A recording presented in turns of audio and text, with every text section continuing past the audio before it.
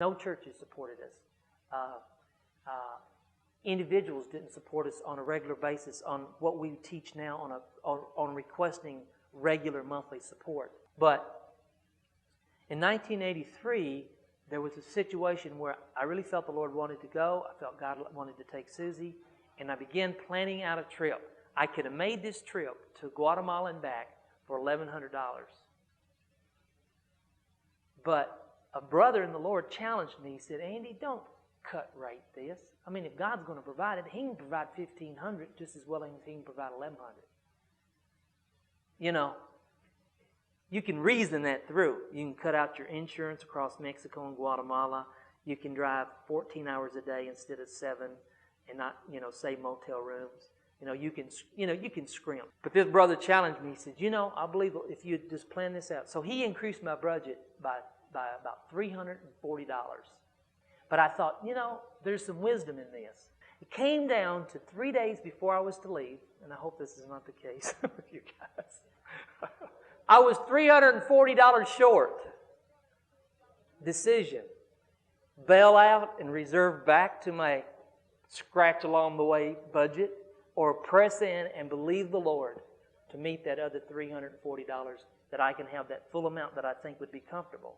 Well, it ended up I got 2 extra passengers. My brother Mark, that had been converted, he said he wanted to go, so I said, well, come on. And then I had a niece. She was 13 at the time. She said, can I go and I'll babysit where Susie can be involved in ministry with you? And we thought, okay. So there was a total of 9 of us getting ready to pile in that van and go. I was $340 short. 3 days, I could decide to go. What I was actually doing was moving down there because we had short-term outreaches coming into Guatemala. Instead of me taking the budget to fly down, then come home for a week, then fly back again, I would have had to do that 3 times. So I just thought, well, I'll just drive down. I'll just be there. And that week in between, I can just stay there and recuperate from the last outreach and pick up the other people at the airport. Boom, boom, boom. We had about 70 to 90 college-age people coming down for an outreach that summer. 3 days before, Orrin decided to ask Red Dixon to come out and minister on a Wednesday morning. And I'd asked Orrin, said, could you please pray over us Wednesday morning because we were leaving Thursday.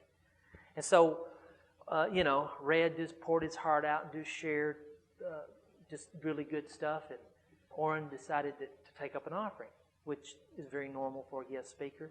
So they passed the hat and took up the offering. They had someone over there counting it, and in the meantime, Orrin called us up to lay hands on us and pray for us to go out. Well, they were counting the offering.